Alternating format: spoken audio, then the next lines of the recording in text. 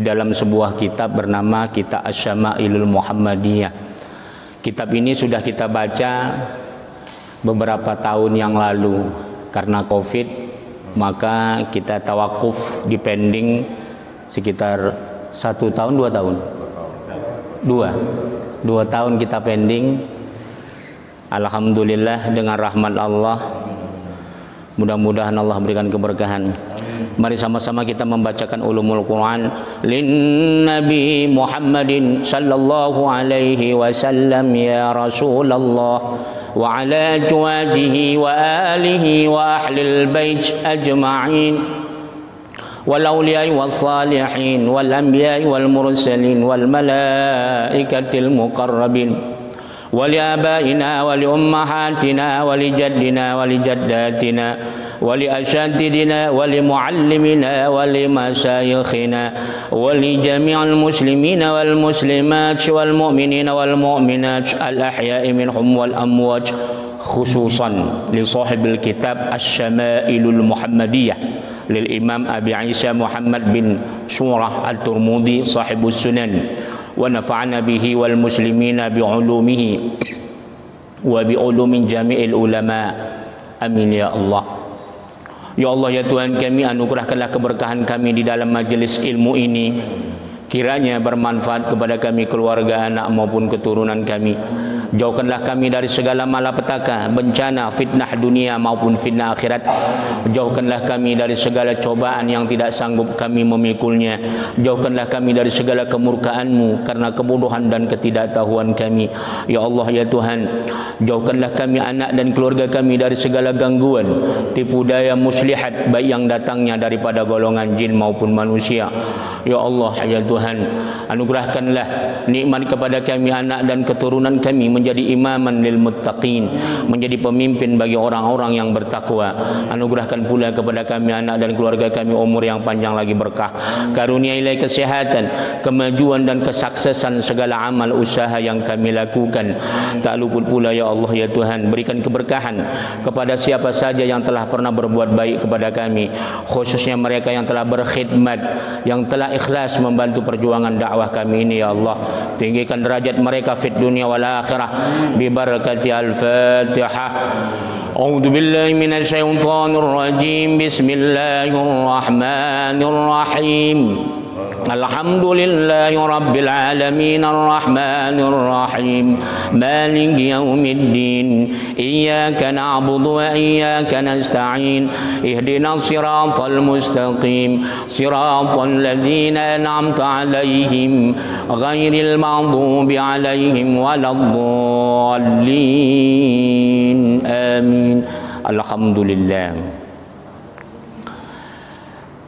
Kita sudah masuk hadis yang ke-121, babun ma jaa fi taqna Rasulullah sallallahu alaihi wasallam, yaitu bab tentang ini nanti sampai 5:30, 10 menit sebelumnya ada tanya jawab.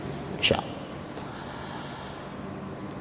Bab tentang bagaimana Rasulullah sallallahu alaihi wasallam memakai pakaian yang berlapis. Jadi kebiasaan orang Arab memang pakainya berlapis, beda dengan kita. Tapi banyak hikmah yang bisa diambil dari situ. Karena pakaian itu adalah untuk melindungi fisik kita dari angin, dari panasnya matahari, dari bermacam ragam ya hewan makhluk lain mengganggu fisik kita. Tapi memang kebiasaan orang Arab itu pakaiannya memang tebal, banyak berlapis-lapis. Jadi kalau qina itu biasanya seperti topeng, artinya ya terbungkus ya. Haddatsana Yusuf bin Isa, haddatsana Waki', diceritakan kepada kami oleh Yusuf an Isa, diceritakan kepada kami oleh Waki', haddatsana Rabi', diceritakan kepada kami oleh Rabi' bin Sabih. Al-Yazid bersumber dari Yazid bin Aban, an Anas bin Malik bersumber daripada Anas bin Malik qala kana Rasulullah sallallahu alaihi wasallam yukthirul qina ka'anna thawbahu thawbu zayyaj. Jadi adalah Rasulullah Sallallahu Alaihi Wasallam selalu sering banyak memakai baju itu berlapis ya. Adalah baju beliau itu seperti baju apa? Zayyat. Jadi seperti apa namanya? Dedaunan. Seperti memakai kulit kayu, tapi bukan kulit yang keras. Seperti berlapisnya dedaunan.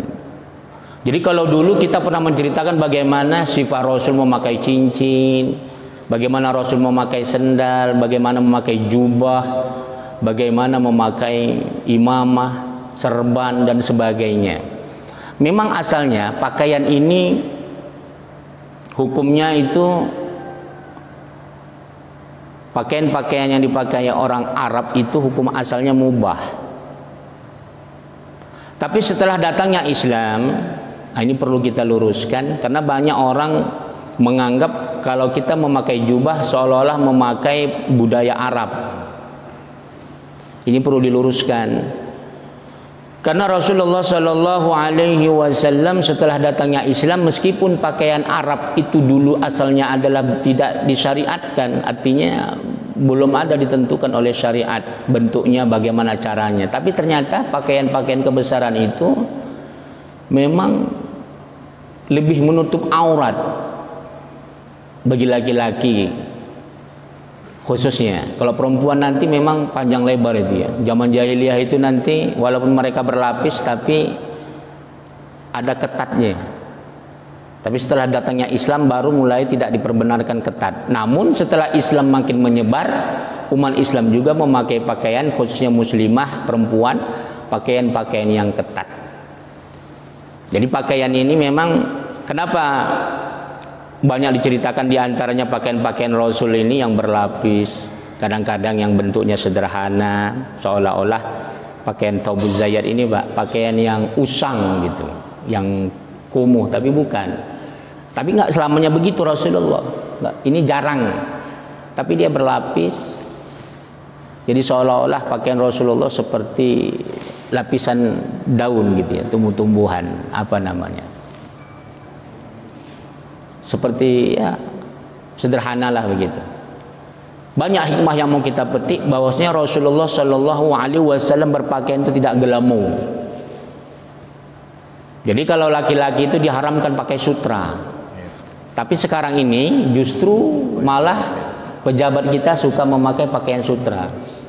Pejabat kita dari kalangan menteri, kita katakanlah petinggi-petinggi daripada kepolisian, TNI itu ditawarkan. Saya lihat di Instagram di mana-mana itu banyak penawaran-penawaran baju-baju batik terbuat dari sutra yang harganya mahal, ratusan juta. Jadi sutra ini diperbolehkan hanya untuk wanita. Begitu juga emas. Dulu pernah kita ceritakan dalam kitab ini, Rasulullah Shallallahu Alaihi Wasallam pernah pakai emas dalam hadis ini. Tapi ternyata sahabat ikut-ikutan. Tapi setelah itu Rasulullah cabut dari tangannya, dia buang. Sejak itulah Rasulullah memerintahkan laki-laki diharamkan memakai emas. Yang diperbolehkan perak. Itu pun ada ukurannya. Ukuran laki-laki pakai perak itu menurut pendapat Imam Malik yang paling besar.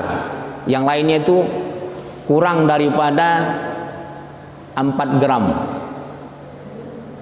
Jadi kalau menurut Imam Malik 5 gram masih boleh, di atas itu nggak boleh. Tujuannya apa?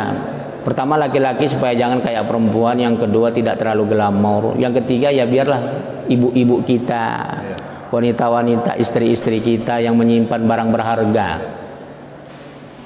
Tujuannya apa? Seorang istri kalau ditinggal suaminya dia bisa jadi tabungan bekalnya. Kemudian ada tanggung jawab seorang laki-laki untuk membahagiakan istrinya, anak perempuannya, supaya jangan terlantar. Makanya perhiasan yang mewah itu disematkan kepada wanita, meskipun bukan wanita yang disuruh untuk mencarinya, tapi laki-laki yang disuruh mencarinya. Laki-laki mencari emas, kalau seandainya dihalalkan Pak, mungkin ibu-ibu nggak dapat emas, disimpannya semua. Sedangkan yang laki-laki diharamkan pakai emas saja sekarang kita lihat Pak, banyak nyimpan emas, pakai cincin emas. Jadi laki-laki itu hanya diperbolehkan beli emas kasih istri. Tujuannya apa? Sang istri akan bisa menyimpan untuk bekal anaknya kuliah. Jadi kalau beli emas itu jangan sampai dijual kalau bisa. Wah, gimana Ustaz kalau kita keperluan, kita banyak utang, digadai. Ibu kalau beli emas meskipun mungkin sekarang ini 1 juta, 20 tahun lagi 1 gramnya emas murni mungkin 20 juta, jangan dijual. Dulu mungkin tahun 90-an emas itu baru emas murni 29.000, sekarang udah 1 juta. Ibu merasa, oh ini sekarang 1 juta kita jual, jangan dijual. Kalau memang mau untuk ini rahasia, saya bongkar rahasia supaya ibu, bapak-bapak ajarin anak perempuannya, istrinya jangan jual emas. Kayak mana kirinya, digadai, diusahakan dibawa. Kecuali kalau sudah kita sama sekali nggak bisa ngutang, nggak bisa menggadai, terpaksa dijual, jual lah, terpaksa kali. Karena percayalah kalau sudah dijual emas itu, kita beli lagi susah. Kita akan banyak ininya gitu. Jadi kalau mau untung mengajarkan anak yang boros, tapi ini khusus anak yang boros Pak. Ada anak-anak itu yang bisa nyimpan uang, tapi mayoritas orang nggak bisa nyimpan uang. Maka belikan emas. Tapi ada juga anak yang nakal, dibelikan emas, dijualnya emasnya. Nah kalau gini jangan kasih.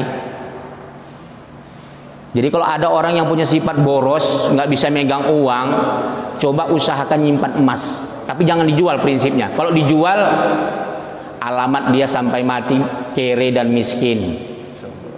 Karena itu udah langkah terakhir itu. Tapi ada orang nyimpan emas nggak bisa, nyimpan uang bisa. Ah, ini bagus, nggak apa-apa. Nah itu rahasianya. Jadi kalau ada anak kita yang boros, nggak bisa megang uang, coba diajarkan nyimpan emas. Kalau dia perlu uang suruh gadai dan dia tanggung jawab untuk menebusnya. Apalagi menggadai sekarang ini kan tidak mesti ditebus, boleh dicicil, boleh diperpanjang, diangsur dan sebagainya. Artinya mendidik anak yang boros. Tapi kalau dia hemat, jimat, ibu nggak apa-apa, apa saja dikasih sama dia nggak masalah. Ini yang saya ceritakan khusus anak yang nakal, kerjanya ngabisin uang. Maka rahasianya kasih dia emas berapa gram. Cuma dia ancam jangan dijual ya. Kalau kamu jual, mama nggak lagi berikan uang gitu. Kalau kamu kepepet, gadai. Tapi kamu harus bertanggung jawab membayarnya. Gitu, insyaallah. Jadi pakaian ini hikmahnya adalah supaya kita bisa terpelihara daripada diantaranya muruah, menjaga aurat kita. Sepakat para ulama pakaian jubah jangan dianggap budaya Arab, apalagi pakaian jilbab. Dari zaman Rasulullah, para sahabat tabi'in mensunahkan imam itu pakai jubah, lebih afdal berlapis. Tapi kalau nggak mampu berlapis ya apa adanya. Baru pakaian teluk belanga. Kalau kita bahasa Betawinya apa itu? Koko. Pakai sarung. Nah, itu dia. Jadi jangan dianggap budaya Arab. Jadi ada Pak budaya Arab dulu. Jadi sunnah zaman sekarang. Apa itu diantaranya? Musafahah. Ini dulu Pak. Ini zaman jahiliyah. Ini budaya Arab. Tapi nggak semua Arab. Yaman. Orang Yaman dulu suka asal jumpa salaman. Maka Rasulullah Shallallahu Alaihi Wasallam di dalam hadis sahih Ibnu Majah, Rasulullah mengatakan kamu harus sering-sering musafahah setiap ba'da salam. Assalamualaikum, musafahah. Sampai-sampai Rasulullah mengatakan barang siapa yang musafahah bergugurlah dosa-dosanya.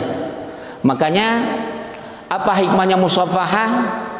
Ini dulu asalnya budaya Arab Yaman, bukan semua Arab. Cuman dijadikan syariah. Jadi jangan sampai oh ini budaya Arab ini ngapain buat salaman, ngapain kita bikin salaman. Selama ini kan yang dikatakan dikritik budaya Arab itu kan pakaian saja. Tidak, banyak lagi Pak. Banyak lagi. Apa itu? Kurban, haji. Itu sebelum datangnya Islam itu budaya Arab, walaupun tidak sama apanya, tapi tetap mereka tawaf, tetap mereka memuliakan Ka'bah. Nah, saya mau tanya, nggak usah muliakan Ka'bah, nggak usah pergi ke Mekah, itu budaya Arab, boleh nggak? Boleh. Itu rukun Islam. Itu rukun Islam. Puasa, saya mau tanya, itu puasa dulu budaya Yahudi, budaya Nasrani, budaya jahiliyah. Puasa dulu Pak, zaman jahiliyah ada puasa dukun. Tiap hari puasa dia supaya ilmu kanuragannya hebat. Saya mau tanya, jangan kalau Ramadan nanti kita umat Islam jangan puasa, itu budaya Arab.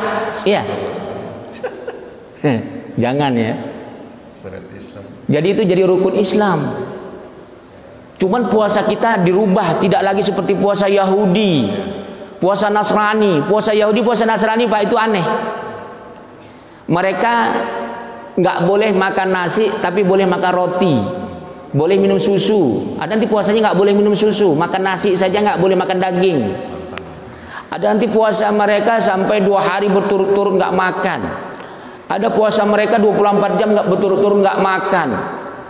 Bercampur puasa Mesir kuno namanya. Puasa Mesir kuno ini sama dengan puasa dukun, dan itu diamalkan juga sampai sekarang. Ada di Pulau Jawa ini istilahnya puasa mutih. Padahal puasa mutih ini kalimat itu diambil daripada puasa sunnah Yaumil Bid, 3 hari. Tapi puasa mutih yang untuk puasa dukun itu 6 hari katanya. Inilah yang nggak boleh.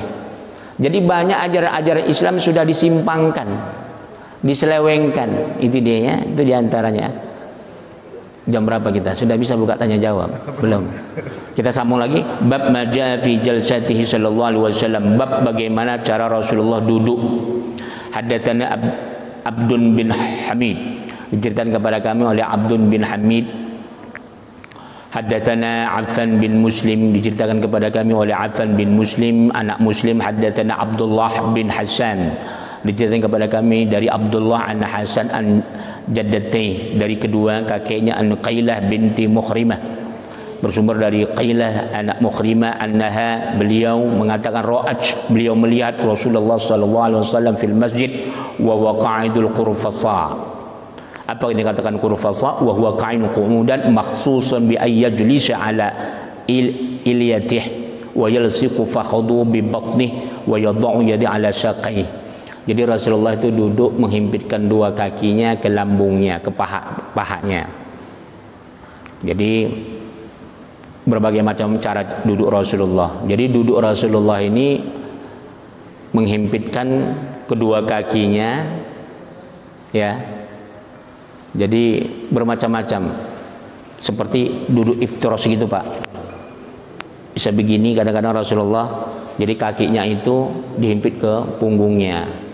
Kemudian dia pegang kedua kedua betisnya atau bersila seperti ini. Nah, begini. Jadi duduk Rasulullah beda ketika makan. Yang kiri dinaikkan Pak. Yang kiri bukan yang kanan ya. Tujuannya untuk menghimpit lambung. Tapi jangan duduk begini ketika kita ngomong sama orang. Ini songong namanya. Jadi ada orang duduk seperti itu. Kan Rasulullah duduk seperti itu. Tidak, Rasulullah duduk seperti ketika makan sama sahabat. Jadi tujuannya supaya lambung tertekan. Pertama, ketika kita mengunyah, nasi yang masuk ke lambung itu bisa terkontrol. Kemudian kita tidak terlalu kenyang dan tidak terlalu lapar, bisa membatasi yang kita makan. Kemudian untuk menetralkan lambung kita supaya jangan terkejut peredaran makanan yang masuk, air yang masuk ke lambung kita. Dan banyak lagi hikmah-hikmah bagaimana Rasulullah mengajarkan duduknya. Artinya Rasulullah Shallallahu Alaihi Wasallam mengajarkan kepada umatnya bagaimana kita harus sopan duduk kita. Itu dia. Qalat, dia mengatakan, falamma ra'aitu Rasulullah sallallahu alaihi wasallam al-mutakhashsha fi jilsihi fa ur'idtu minal faraq. Jadi ketika itu sahabat ini melihat Rasulullah duduknya itu merendah. Ketika duduk, kemudian apa? Ketika Rasulullah merendah di depan aku itu, aku merasakan segan, takut. Artinya sahabat dulu udah ada tata krama. Kalau kita duduk sama orang yang berbeda, apalagi orang yang kita tuakan, orang yang kita hormatkan, ketika dia rendah, jangan kita berdiri. Atau orang tua kita duduk ngomong di bawah, kita berdiri. Nah, itu nggak berakhlak. Jadi Rasulullah ketika dia merendahkan badannya ke bawah, sahabatnya tadi langsung ikut juga merendahkan, dia takut, segan gitu. Ini ditanamkan akhlak. Makanya biasakan anak-anak kita kalau berbicara sama kita jaraknya dekat, jangan sampai orang tua di bawah dia berdiri. Ini perlu kita tegur supaya dia tahu akhlak. Tapi jangan juga melampaui batas. Sekarang ini ada Kiai Habib Pak salaman sudah menundukkan badan melampaui batas, kakinya dicium. Ini murni haram, murni batil. Ini perbuatan amalan Nasara. Orang-orang pendeta, rahib-rahib pendeta itu Pak kakinya dicium. Mau kayak mana hebat ilmunya, kalau dia membiarkan orang mencium kakinya, ini adalah dajjal. Haram. Tidak boleh tunduk merangkak-rangkak. Ini budaya saya bingung saya, ini dari mana dapatnya? Memang dulu ini ada budaya sebelum datangnya Islam ke Pulau Jawa. Ada istilah apa namanya itu? Kalau menghadap raja itu kan dia harus nunduk, tidak boleh membelakangkan badan.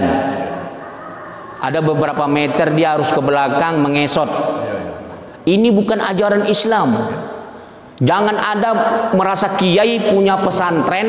Ini selalu saya banyak teman-teman saya yang senior-senior Pak punya pesantren, menyuruh anak didiknya, anak santrinya itu ngesot-ngesot sama dia sambil salaman dan nggak boleh membelakangi. Ini maaf, ini budaya Yahudi, budaya Nasrani. Jangan diamalkan. Terus terang, saya bukan ngomong di jemaah saja, saya langsung ngomong sama kiai-kiai yang punya pesantren. Saya bilang ini budaya Yahudi. Salaman ala kadarnya saja. Mencium tangan pun jangan melampaui batas. Apalagi ada lagi dia ngaku Habib, jemaahnya wanita, ibu-ibu, salaman cium tangan. La ilaha illallah. Oh nggak apa-apa itu guru saya. Nggak ada istilah guru. Kalau ada laki-laki mau dia kayak mana alimnya, tidak boleh salaman musafahah dengan lawan jenis tanpa pakai pengalas. Itu pun kalau sudah darurat sekali.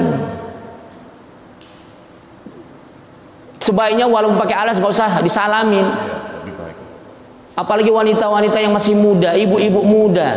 Kalau nenek-nenek nggak apa-apa, ada keringanan. Masih boleh lah.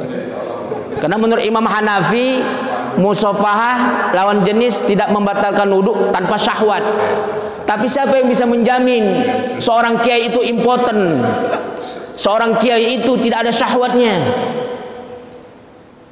Makanya perbedaan perobatan antara seorang tabib yang dia pakai jin dengan tidak pakai jin, ciri-cirinya ketika dia mengobati memegang langsung lawan jenis.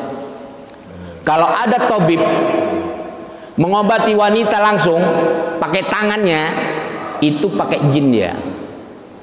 Kalau dia nggak pakai jin, berarti dia itu gatal atau dokter. Boleh nggak dipegang? Boleh kalau doruri sekali.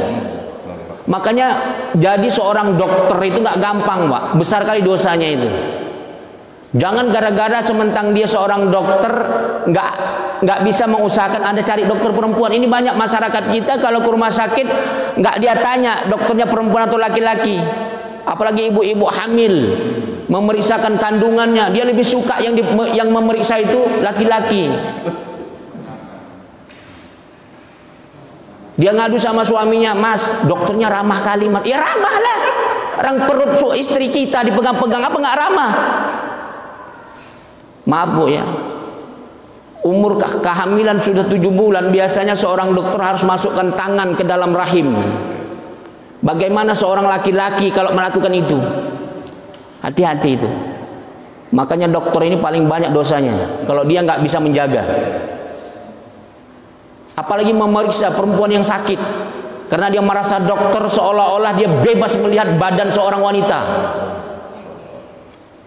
Sekarang perawat banyak, usahakan kecuali kalau tidak ada lagi sama sekali, itu pun dia harus minta maaf, harus dia tanya dulu, ada nggak suaminya, ada nggak mahramnya, anaknya, suruh mengawal ketika diperiksa. Hati-hati. Itulah dia akhlak yang ditanamkan oleh Islam. Tapi justru umat Islam yang paling banyak melanggar. Berapa banyak kita berobat dengan tabib, dengan apa di kampung-kampung, habis dah, dicekuh-cekuh semua. Ini sekarang viral di video-video, nggak bisa ditutup-tutupin lagi. Nauzubillah tsumma nauzubillah. Jadi kita kembali kepada hadis Rasulullah SAW mengajarkan kita bagaimana duduk sesama teman, sesama orang tua yang kita hormati. Maka kita harus tanamkan akhlak, harus ada rasa segan, takut. Ini kan nggak, anak sekarang nggak takut dia ngomong sama orang tua sembarangan, duduk sama orang tua sembarangan. Itu dia ya. Satu lagi hadis kita baca, setelah itu kita buka tanya jawab, silakan nanti ya. Hadatsana Sa'id bin Abdurrahman, diceritakan kepada kami oleh Sa'id an Abdurrahman al-Makhzumi wa ghairu wahid, lebih daripada satu ya riwayat ini. Qalu, mereka mengatakan hadatsana Sufyan, kami diceritakan dari Sufyan an Zuhri, bersumber dari Zuhri an Ubbad, dari Ubbad bin Tamim an ammih, dari bersumber dari pamannya, annahu ra'a an-nabiyya, sesungguhnya dia melihat Nabi sallallahu alaihi wasallam mustalqiyan fil masjid. Jadi Rasulullah itu di masjid ternyata pernah telentang, duduk telentang gitu. Jadi nggak apa-apa di masjid duduk telentang. Di telentang itu membujurkan ke lantai kepalanya. Wa wadi'an ihda rijlaihi 'ala al-ukhra. Kemudian dia taruhlah kedua kakinya sesama di antara kaki satu dengan kaki yang kiri begini, ditimpa. Jadi telentang, kakinya begini. Jadi boleh. Artinya duduk itu, apalagi perempuan hati-hati ya, kalau duduk kalau duduk telentang atau tidur telentang di lantai, jangan sampai ada laki-laki. Kalaupun di rumah ibu-ibu tidur telentang sebagaimana Rasulullah, maka kakinya harus dilipat dan nggak boleh rata, harus mereng. Artinya menutupi kemaluannya, menutupi dadanya. Jangan sampai terbuka dada dan daerah pinggangnya. Artinya itulah dia ciri-ciri cara-cara Rasulullah mengajarkan kita, meskipun laki-laki. Meskipun laki-laki, kenapa kaki harus diginikan sama kaki? Supaya tidak terlalu terbuka pinggangnya. Kemudian Rasulullah memerengkannya. Begitu ya. Jadi ini perilaku Rasulullah Shallallahu Alaihi Wasallam, tujuannya adalah bagaimana supaya kita jangan mengikuti budaya, karena gini, beda akhlak, beda etika. Kalau di Afrika, Pak, telanjang itu ada budayanya, etika itu bagi telanjang itu menurut mereka nggak melanggar etika. Begitu juga di Indonesia, kita katakanlah mungkin ya budaya kuno, budaya zaman dahulu di Nias atau di Baduy atau orang pedalaman di Palembang, termasuk orang Dayak umpamanya. Bagi mereka tidak berbusana itu etika. Tapi ketika Islam datang ke dunia ini, akhlak itu sama dari Afrika sampai ke Australia, dari Eropa sampai ke Asia. Yang namanya Islam, akhlak itu sama, cara berpakaiannya sama. Itulah kelebihannya. Jadi mau dia orang Afrika, mau dia orang Nias, mau dia orang suku Baduy, mau dia orang pedalaman, mau dia orang Dayak, kalau dia sudah Islam, maka mereka tahu aurat haram diperlihatkan. Begitu indahnya Islam ini. Jadi jangan sampai, kalau tadi itu pakaian Rasulullah, pakaian Arab dulu itu berlapis-lapis, laki-lakinya saja, tujuannya bukan hanya karena musim panas, musim dingin, apalagi sekarang ini memasuki musim bulan 12 di Arab itu sekarang, dan Eropa musim dingin ya. Puncaknya nanti mungkin bulan 1. Jadi pakaian-pakaian yang berlapis itu sangat diperlukan. Tapi memang pakaian juga menentukan kewibawaan seseorang. Cuman kalau kita, badan kita Indonesia ini, kalau kita pakai jubah serban berlapis-lapis sebagaimana orang Arab, tenggelam ya Bu, tenggelam. Kebesaran ya? Tinggal hidungnya yang nampak. Berbeda. Jadi memang pakaian itu, sekali lagi, di dalam kitab Al-Mughni wa Syarhul Kabir para ulama mensunahkan kalau orang yang sholat itu pakai serban, pakai jubah. Bahkan ada di dalam kitab Tanwirul Qulub, barang siapa perbedaan antara orang sholat memakai serban, memakai jubah serban itu, di situ ulama yang menyusun kitab Tanwirul Qulub mengatakan, dia mengutip dari sebuah hadis. Rasulullah mengatakan perbedaannya 70 kali lipat dibandingkan orang yang pakaian tidak memakai jubah sholatnya. Begitu juga bapak sholat nggak pakai kopiah, topi, dengan pakai, itu perbedaannya 70 kali lipat. Jadi makruh kalau kita sholat nggak memakai topi, bukan berarti nggak sah. Jadi semakin pakaian kita berlapis tapi jangan melampaui batas, artinya nanti malah nggak khusyuk dia sholat, kepanasan ya kan. Maka semakin dia banyak tutupnya, apalagi perempuan, maka semakin sunnah, semakin besar pahalanya.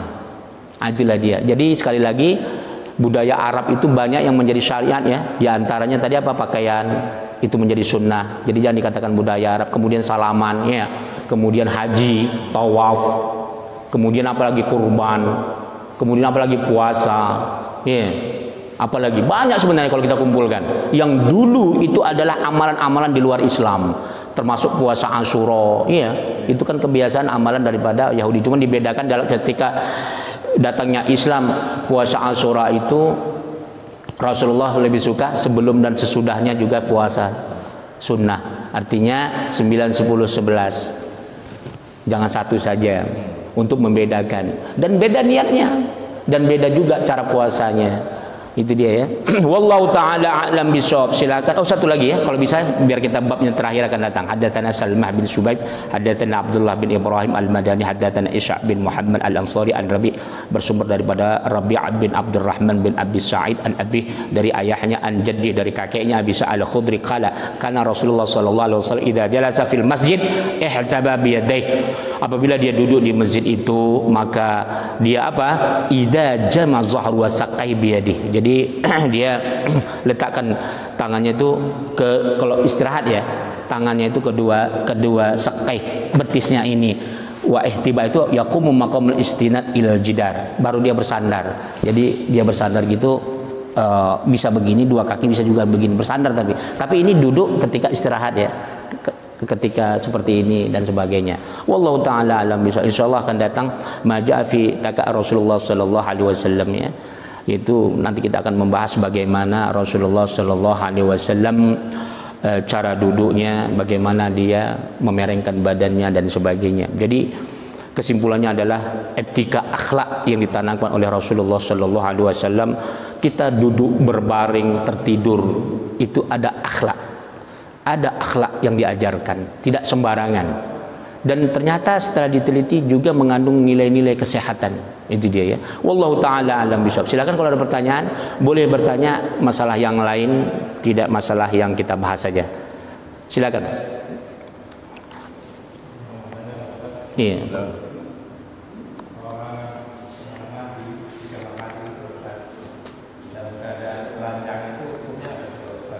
Iya. Itu aja. Itu aja. Alhamdulillah. Allahumma shalli ala sayyidina Muhammad. Ada orang yang meninggal dunia di kamar mandi katanya. Dia lagi telanjang. Jadi apa hukumnya telanjang dalam kamar mandi? Telanjang itu menurut dalam hadis sahih Imam Bukhari, kalau di dalam kamar mandi selagi dia tertutup atas dan bawah, itu dia bolehkan. Ya. Telanjang kalau dia terbuka, kalau dia di padang pasir semua nggak ada siapa-siapa, itu ada suatu kaul mengatakan dibolehkan. Tapi itu sebab daruri. Maka jumhur ulama mengatakan boleh telanjang mutlak selagi dia tertutup, tapi tertutup atas ya dengan bawah, maka boleh. Jangan sampai ada celah bisa dilihat orang lain. Tiba-tiba dia meninggal, ya memang orang banyak penyakit jantung, penyakit lever dan sebagainya sering meninggal kamar mandi, maka tidak apa-apa, maka cepat dikasih pakaian. Segera dikasih pakaian, maka ditutuplah aibnya, jangan difoto-foto lagi. Sekarang ini banyak mayat difoto, dimasukkan masuk TikTok, masuk Instagram, Facebook, haram ya. Jadi kalau ibu, bapak-bapak punya saudara yang meninggal dunia, jangan kasih orang memfoto-fotonya. Ini enggak, di fotonya gambar mayat ayahnya disebarnya kemana-mana. Telah mati ayahku katanya. Enggak boleh, itu aib. Mayit saja diharamkan aibnya kita sebar kemana-mana, apalagi jadi ini etika kita zaman sekarang. Ada lagi ketika mau mengantarkan mayat ke kuburan, difoto lagi, selfie dengan mayitnya, foto di kuburan, difoto-foto ketika mau masuk ke liang kubur. Jangan, harus dilarang, nggak boleh. Itu menyebarkan aib namanya. Karena kalau dia hidup dia akan malu.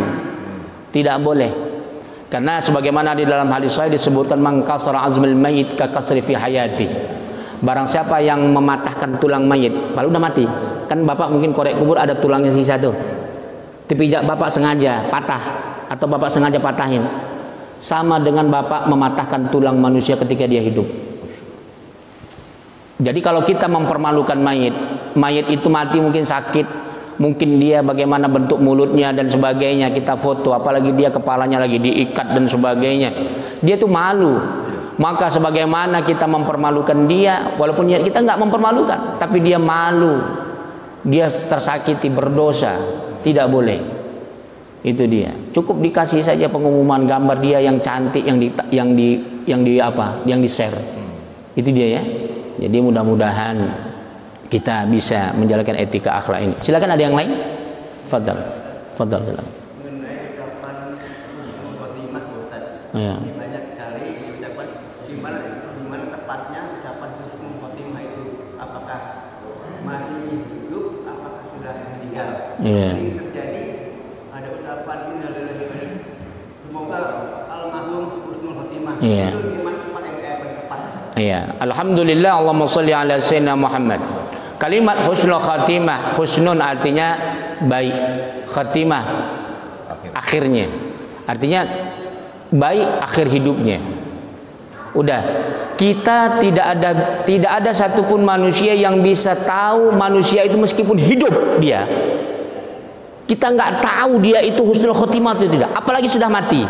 Maka kalimat husnul khotimah, ya Allah mudah-mudahan dia husnul khotimah, itu nggak apa-apa diucapkan ketika dia hidup maupun telah meninggal dunia. Itu doa. Sama kayak gini, Assalamualaikum warahmatullahi wabarakatuh. Saya mau tanya, selamat atas kamu, semoga Allah memberikan rahmat kasih sayangnya. Saya mau tanya, orang yang kita bilang Assalamualaikum itu belum tentu sholat, boleh jadi bajingan tengi, boleh jadi, tapi itu doa.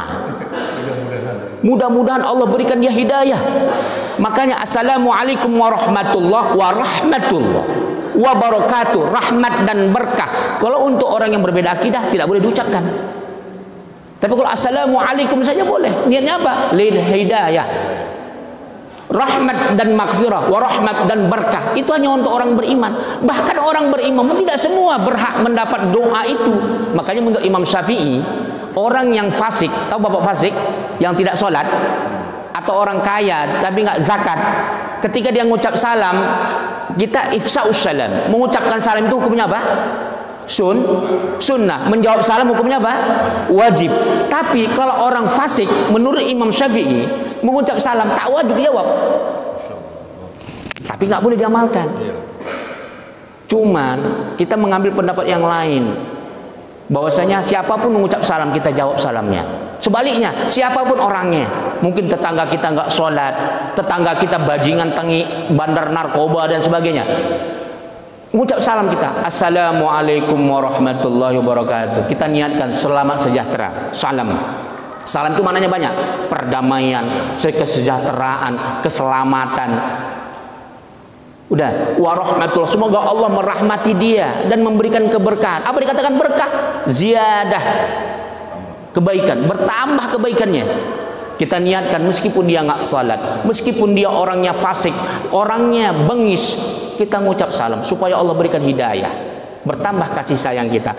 Udah, kembali kepada pertanyaan tadi, innalillahi wa inna ilaihi raji'un, semoga husnul khatimah. Iya, kita doakan dia walaupun telah meninggal dunia, mudah-mudahan dia husnul khatimah. Meskipun dia mungkin bandar narkoba, bisa jadi husnul khotimah itu level yang paling rendah, dia bisa mempertahankan syahadatnya. Man qala la ilaha illallah dakhalal jannah.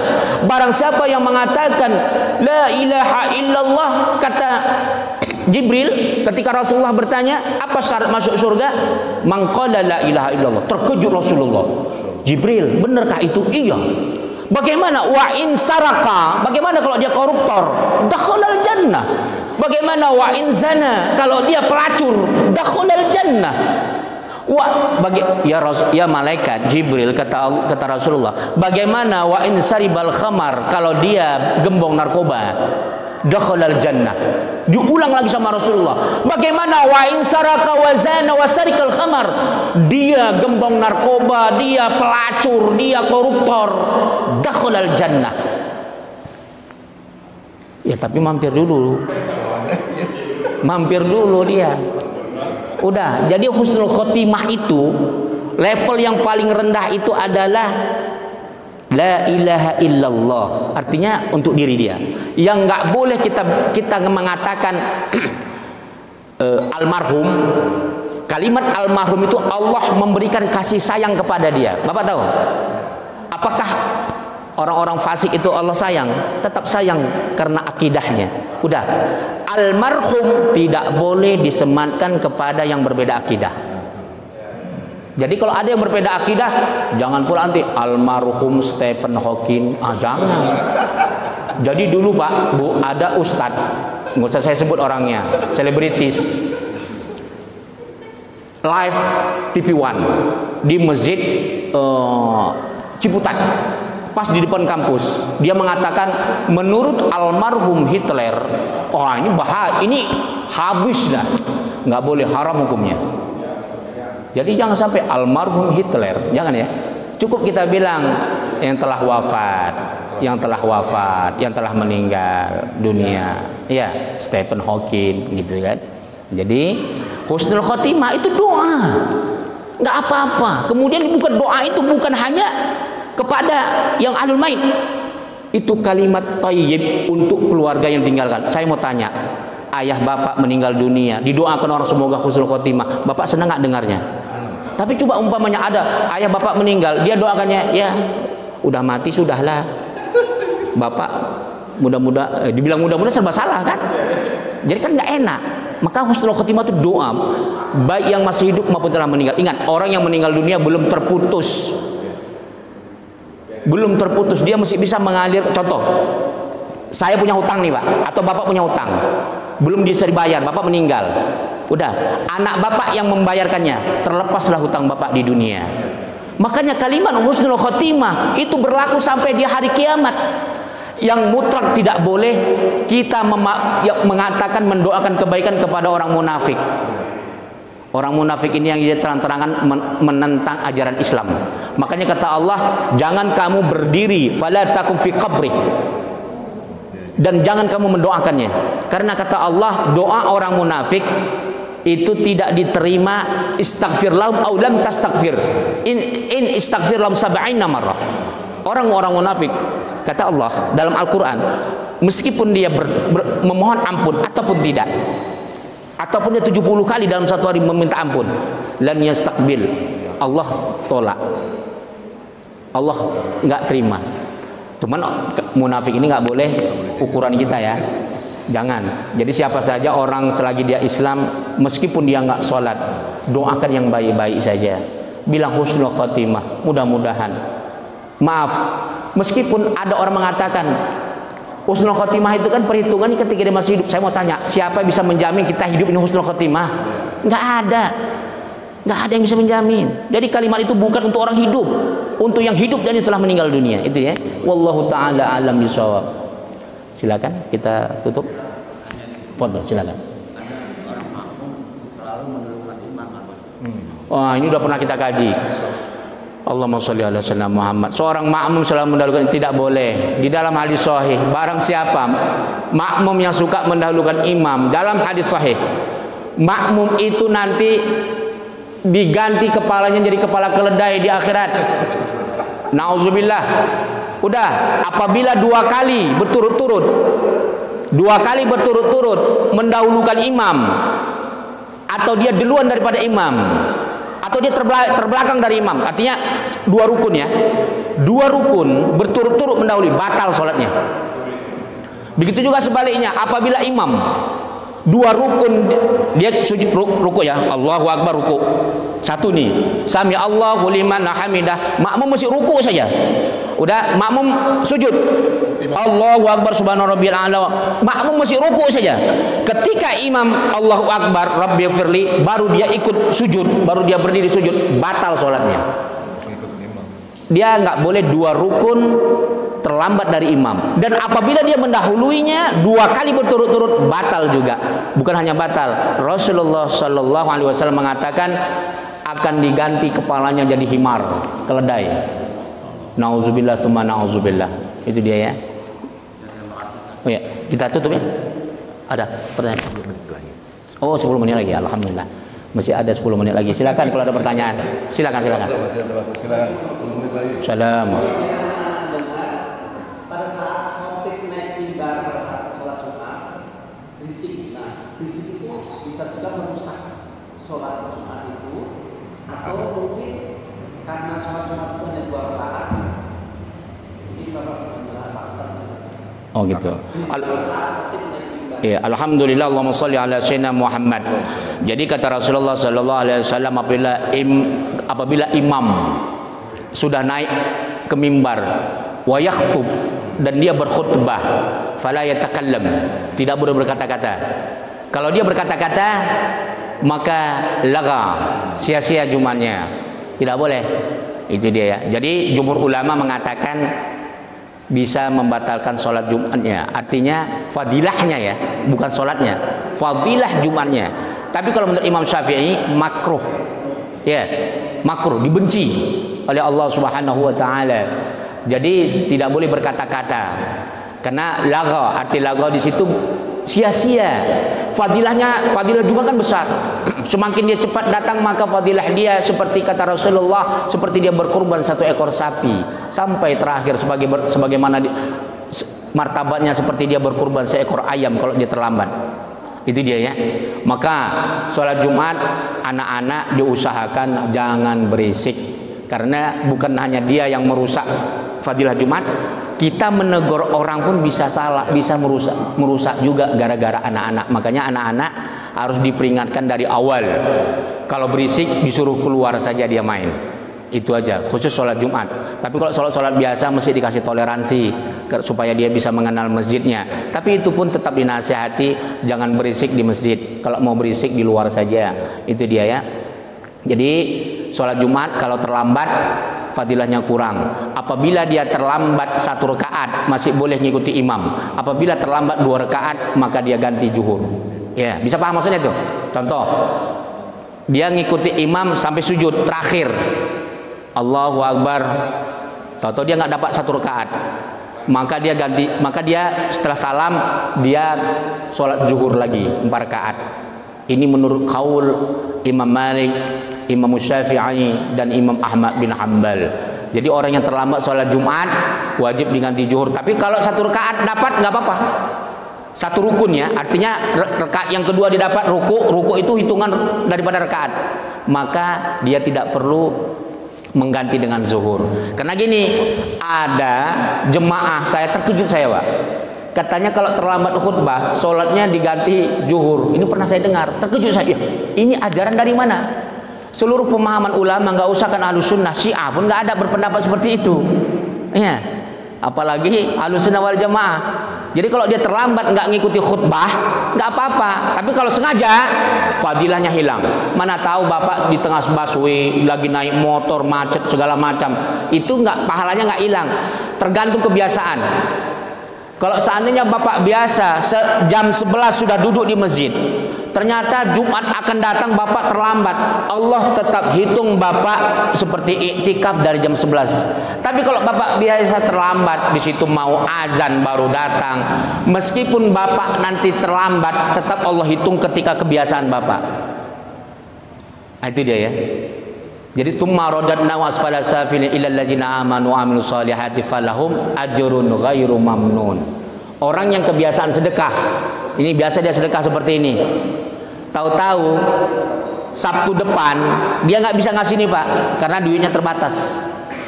Udah, Allah hitung pahalanya dia seperti sedekah. Tapi kalau dia punya niat, tapi kalau dia nggak pernah punya niat, ya dia nggak dapat apa-apa. Makanya penting kita berbuat baik selagi kita belum bangkrut. Penting kita beribadah dengan baik sebelum kita sakit. Bapak ketika sekarang sehat bisa ke masjid, tahu-tahu besok nauzubillah sakit. Karena bapak udah terbiasa istiqomah di masjid berjamaah. Allah hitung meskipun ibu dan bapak sholat di masjid, di rumah, Allah hitung sama dengan berjamaah di masjid. Tapi dengan syarat, setelah waktu sehat dia memang istiqomah berjamaah di masjid. Itu dia ya. Wallahu taala alam bisawab. Silakan ada yang lain. Fadhal. Silakan. Kalau yang mau 2 kali? Iya, nggak apa-apa. Yang mau 2 kali bertanya nggak apa-apa. Silakan. Iya. Itu niatnya gimana Bapak? Sedangkan imamnya udah 2 rakaat, 3 rakaat. Iya, nggak apa-apa. Niatnya tetap sama ya. Alhamdulillah, Allahumma sholli ala sayyidina Muhammad. Kita masbuk terlambat, imam sholat zuhur sudah 3 rakaat, kita kurang 1 rakaat. Maka usolli fardhu zuhri 4 rakaatin ma'muman lillahi ta'ala Allah. Tapi itu lafaz ya. Niatnya ketika takbir. Sengaja aku sembahyang zuhur 4 rakaat mengikut imam ya. Sholat zuhur 4 rakaat mengikut imam lillahi ta'ala akbar. Jadi niat itu muqtarinan lil fi'il. Ketika ngangkat tangan harus selesai niat. Jadi rukun niat itu cukup usolli fardhu zuhri ma'muman. Lillahi ta'ala itu sunnah mengucapnya. Tapi kalau kita bisa lillahi ta'alanya nggak apa-apa.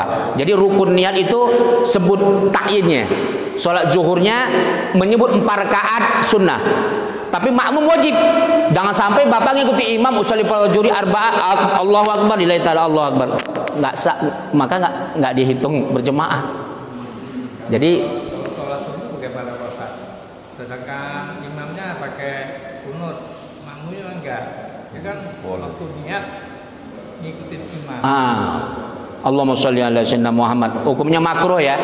Jadi kalau imam kunut, maka makmum harus ikut kunut. Kalau enggak dia makruh.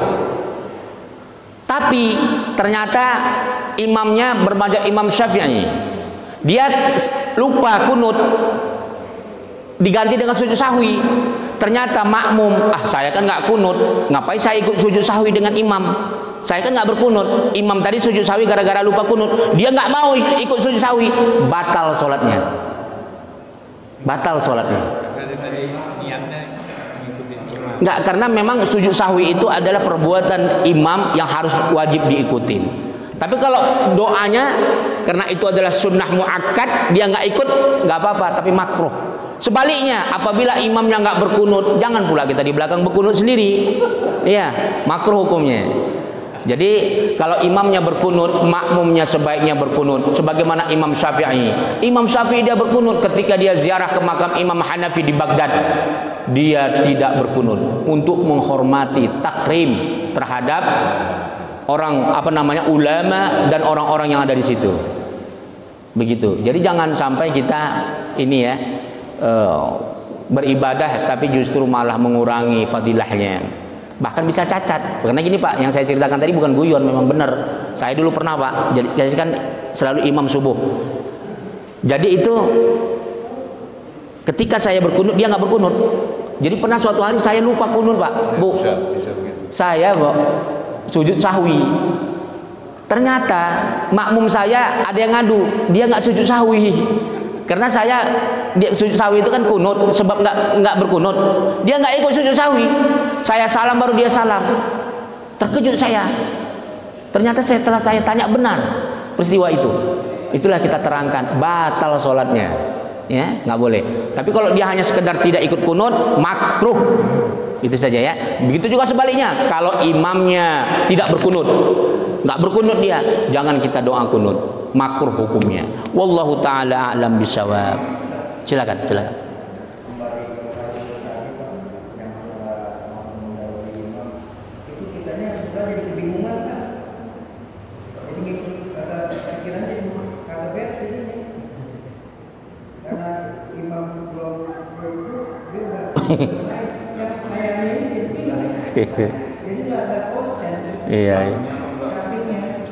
Iya, Allahumma sholli ala sayyidina Muhammad. Makanya kata Rasulullah, makmum yang mendahului imam itu nanti mukanya akan diganti himar. Dalam riwayat lain diganti kepala anjing. Kenapa seperti itu?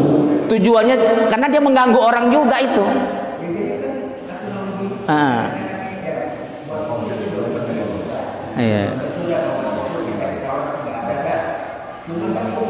Iya, berusaha. Betul ya. Insya Allah mudah-mudahan Insya Allah akan berubah. Amin Insya Allah.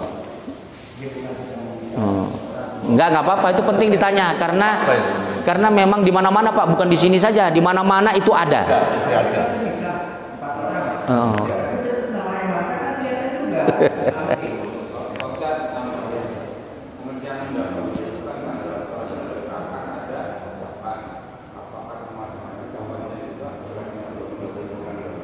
Jadi di situ yang tidak boleh adalah fi'lan, perbuatannya. Kalau ucapannya jatuhnya bisa makruh. Makanya kalau imam baca Al-Fatihah kita harus diam. Setelah imam selesai baca Al-Fatihah baru kita baca. Itu yang rukunnya. Jangan kita mendahuluinya. Tapi itu tidak terlarang, hanya makruh saja. Artinya dia tidak termasuk yang dilarang oleh Rasulullah SAW. Cuman makruh. Itu saja. Oke, ada yang lain? Allahumma stajib lana ya Allah bi barakati al-Fatihah. A'udzu billahi minasyaitonir rajim. Bismillahirrahmanirrahim. Alhamdulillahi rabbil alamin arrahmanir rahim maliki yaumiddin. Iyyaka na'budu wa iyyaka nasta'in ihdinas siratal mustaqim.